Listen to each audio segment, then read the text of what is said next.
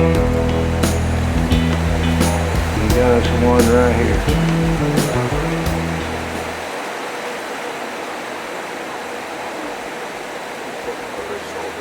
Hey everybody, welcome to our next exit. And welcome to Katmai National Park, just downstream from Brooks Falls, and it is an amazing place. Grizzly bears, salmon, it's just going crazy. All these ripples in the water, those for the most part are salmon swimming upstream and getting ready to try to jump up the falls here and go to their spawning area. So this salmon run goes on every year from approximately mid-July to somewhere in the middle of August, and the grizzly bears just fill up, and there's, I think, millions and millions of salmon from up all these streams. There's people here netting salmon, fishing for salmon, and the grizzly bears are just gorging on salmon. But more on that later. It cost a lot of money to get up to Katmai National Park. Pearl and I didn't go, but the other 5 members of our group did go. Let me kind of explain where it's at, how they got there, and I think you'll be amazed. And we got some great video footage they brought back at the end of this video. So Alaska's a big place, and there's not a whole lot of roads. We're here in Homer, Alaska, but Katmai is across this body of water 150, 200 miles or so. So you have to fly to get over there.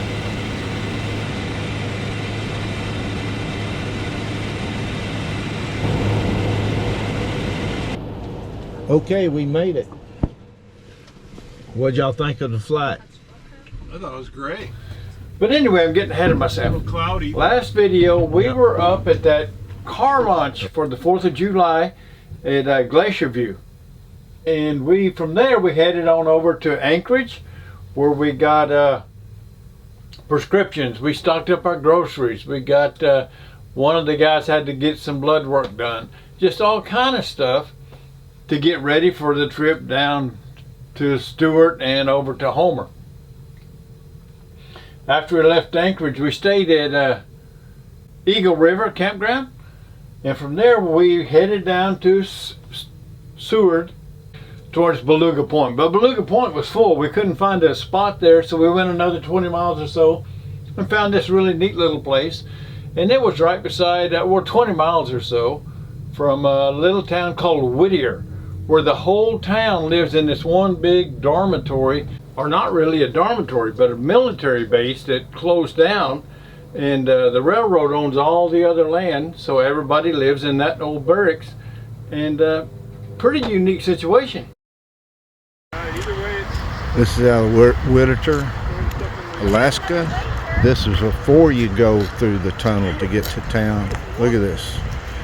We got little icebergs. There is glaciers all around this place. As you might have guessed, I'm not a big fan of tourist towns and tourist type events, so I didn't go to Whittier either. But they do have this neat tunnel. It's 2.5 miles long, and it's a one-way deal. So like for 30 minutes you can go eastbound, and then 30 minutes you can go westbound. And a few times a day there's a train that takes it over, and there's no cars going through. So they've got a control center that monitors it, and it seems to be pretty safe. Let me, Don can kind of walk you through this better than I can. Hi, this is Don. I want to give you an update. This is Whittier. I hope I'm saying it right. Alaska. Let me show you. Over there is where most of the town lives, and you see the waterfall behind it. I got a feeling it's like this all the time. But this is the town. It does have cruise ships, if I can get over and show it to you. They have the longest, I should say, tunnel in North America to get here. It's $13 both ways, counting both ways. And there is the marina, and there is cruise ship. And somewhere's out there, this is Prince William Sound, somewhere's out there is Valdez. So only one way here if you come by road, and it's an interesting little town. They do have a couple of little restaurants, if you call them that. Where we ate was good though. And we got some little gift shops. It's definitely a tourist town. And I think they're all ready to go. Right? Well, I don't know if they're ready to go, but I was ready to go. I was ready to get to Seward. Not because it's another tourist town, because we have full hookups. We get to do laundry. So we stayed at the KOA. Everybody else stayed at the waterfront RV park owned by the city, I think. And we had a great time. A lot of really good restaurants. So kind of an interesting story. Back in the 1960s sometimes, there was a group of mountaineers that did an exploration starting down here at Homer and went across this ice field, all this white stuff here, up to Seward. And at the last, it's all ice fields and glaciers, a number of glaciers, but the last glacier they went to and headed down and got into Seward, they called that exit glacier, because that's where they exited from their exploration. So they got a big sign. We stayed in Seward. We stayed at the Seward KOA, and not far from our campgrounds, a big old sign that says Exit Glacier, and you can hike up to it and walk on it and stuff if you want to. Well, Carrie and Angela, they decided since we're going all the way from Seward up and around and then back down to Homer, that's even bigger exploration. They decided to rename that glacier Next Exit Glacier. So after spending 4 or 5 days at Seward, we decided to head on over to Homer. So we backtracked a little bit, cut across and went over to Soldotna, and we found one of our nicest, I think, side of the road campsites. Everything went smooth going in, setting up. It did get a little busy because it was a good place and a lot of people was doing salmon fishing. But when it got time to leave, we started checking it out and realizing we may have a problem. And the problem is, as you can see over here on the left, the entrance into this area, the area is nice and level, but coming off of the highway down into the parking area, it's a big slope, and it's got 2 pretty good sized whoop-de-doos in there. And coming in, we were coming down, and we went far enough before we leveled out that nobody drug coming in. But going out, because of where the whoop-de-doos were, and the last going out, the last 10 or 15 feet, it's climbing up pretty good just as your rear wheels are going down into those whoop-de-doos. And so the rear end's going to drag. You can see there's all 4 RVs lined up, and Wayne's, the first one here, is the longest by far. His RV is 39 foot, and I think I measured from the center of his drive axle to the end of his tow bar, accessories, and everything is around 12 foot. Lenny, his RV is only 35 foot long, and he's got 2 drag bars welded underneath there. So even if he does get down low, those drag bars keeps his frame up, and then his tow bar keeps it up. So he's got one on each side and then the tow bar. We are about, I think, 9 feet from our tag axle. We have that third axle. From the center of that axle to the end of our RV is about 9 feet. But there's about 8 or 10 inch slope at the back that Monaco built into it for this reason, I'm assuming. So it gets our muffler and stuff somewhat up out of the way. And then Don's only 30 foot long, and he's, I think, the highest of everybody. He does have a basket on the back where you got gas cans and his generator.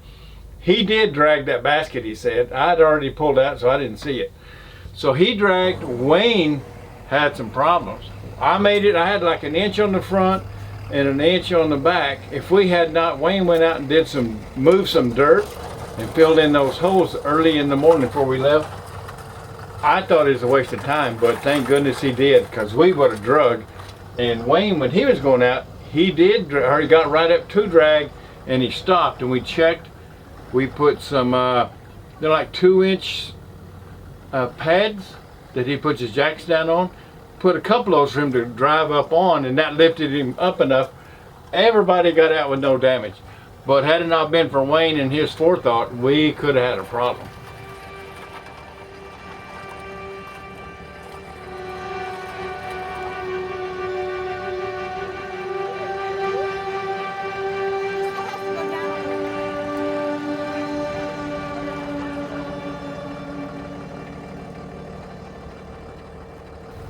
So it might look like there's plenty of clearance there, but that rear axle is fixing to go down in a little dip about 4 inches. And he doesn't have 4 inches of clearance. When he went down, he'd be dragging the bottom of that fiberglass. So those pads were just the right amount to get it up, and then once it got past the pads, the incline starts going up. And so the axle's coming up, bringing the whole rear end up. So it worked perfect. Kerry called a halt, said, whoa, don't go any further, let's get some pads down here. So another good call.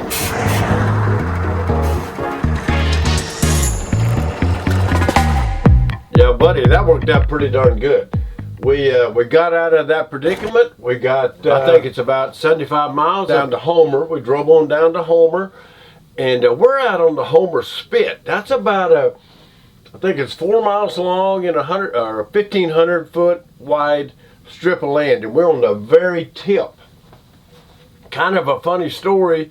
We got here on July, I think the 15th, and then on the 16th is when everybody got in the planes and flew off to Katmai National Park. Except Pearl and I, we stayed at Homer Spit. We went and got some work done on the RV. We had some tires rotated, and we got a tsunami warning. And the last place you want to be is out on that Homer Spit, a little bitty 1,500 foot wide strip of land, just a couple of feet up above sea level. It would have washed us out. A tsunami warning, that was scary. We drove back from the tire place, drove back to our campground, and all the cars were lined up, hundreds of cars lined up driving off of the spit. So we made a U-turn and got out of there. Nothing ever happened, but it was a scary afternoon. I promised at the beginning of this video to show you some stuff about Brook Falls, the bears and the salmon and stuff. So let's go look at that trip that the rest of the crew took.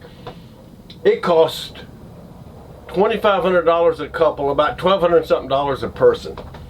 That was just too much for Pearl and I. It just didn't seem like it would be worth it. But when they got back and we saw the videos they had, it might have very well been worth it. If you would, put in your comments, $2,500 for a couple. Would you spend that for a day to see the grizzly bears, the salmon, and a once-in-a-lifetime adventure? I'm not sure we made the right choice or not, but let's go look and take a look. Okay, here we are. I'm Lenny. I'm Angela. We are getting ready to go to Katmai National Park. what she said, to go see bears. It's Katmai. There's our airplanes back there. We're going to be in the yellow one. Cool. Okay, get ready to go.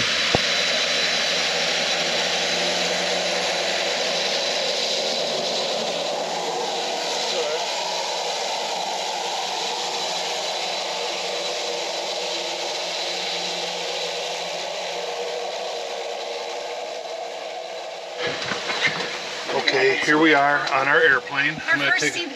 Our first seaplane. About an hour and 20 minutes over there, maybe a couple extra here and there, but I'm Ryan. Good to have you guys. I've heard much.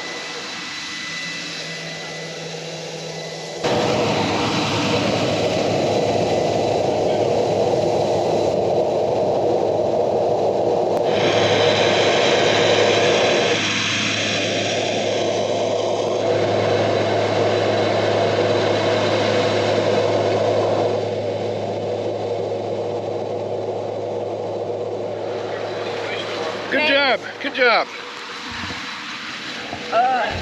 There's our airplane. And here's Sorry. Bear prints. Those are huge bear prints.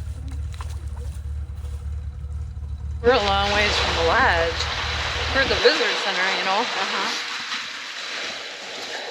So you got to walk along this beach, and I guess we'll find something.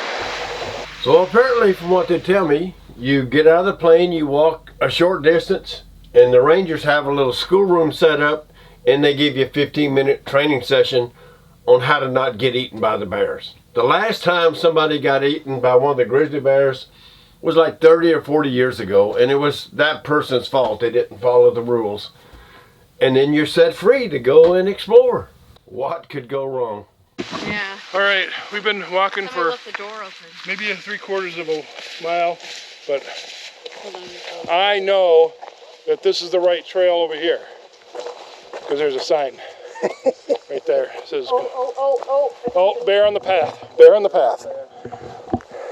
Well, we'll go this way.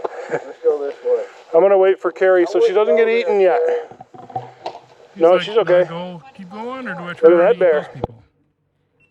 Well, we're supposed to keep moving. Yep. Goodness. Here's a sleeping bear. Look at his big nose. We are pretty close. Jesus, he's huge. We're not gonna stop because it's not in their best interest. You gotta leave any food in a little food locker over here.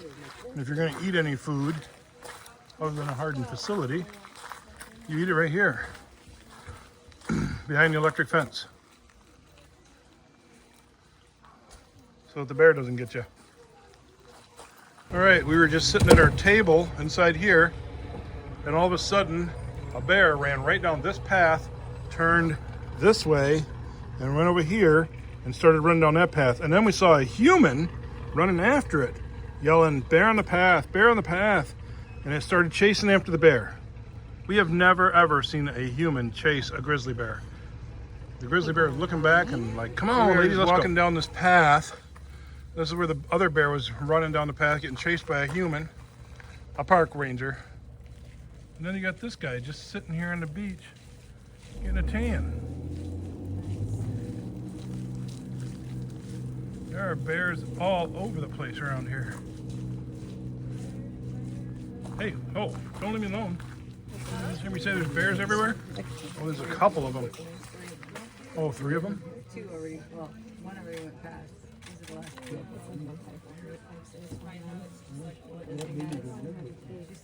So there's the bears. You can kind of see them walking through the woods. That's one of the ranger ladies that was chasing one earlier, making sure they don't really stay around where the people are at. But there's definitely bears heading The only way up. you can really tell they don't make it is you can see their tail maybe. It's on the way. The guy up there heard him say only 10% of the fish will actually make the jump. And of that, only 10% of those will actually make it to the spawning ground. Wow. They must lay a lot of eggs. So here's a little thing we were told, is that this year there are more fish than they've ever seen In the last 30 years. in the last 30 years. So there are bears everywhere, not just at the falls where they usually is a choke point, but they are everywhere in the river just grabbing. They said pretty any bear can grab a fish. He's a good bear. He doesn't waste any. So there's so many salmon. The bears only eat, for the most part, the brains, the skin, and the eggs. Then you're going to see several places where there's just carcasses lined up, these orange-red carcasses of the salmon that the bears just toss away. They say they come back and eat them in a couple of weeks. Whenever the salmon go away, they come and eat the carcasses. But simply amazing. You don't have any trouble getting them, does he? He's walking on them probably. They're so thick.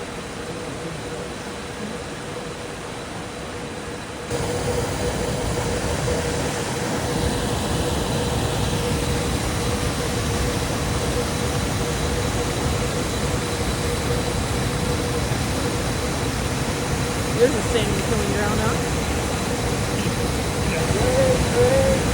So what do you see? A grizzly bear? Yep, that's a grizzly bear walking across the river. That's about all you see. But there's a couple other things. It's full of salmon as the bear walks across. Watch the salmon swim and just splash all the water everywhere. And then look up a little higher. Those are not tree stumps or other bears. Those are fishermen, fly fishermen out there fishing. And they don't move an inch, fishing right with the bears. Beat them up, don't it? They ran into each other. Wow. Oh, he almost had it. Oh, so close. If you wouldn't have landed on a rock, I think you would have made it. Oh! Well, we made it safely back to Homer. And here we are. Good job flying.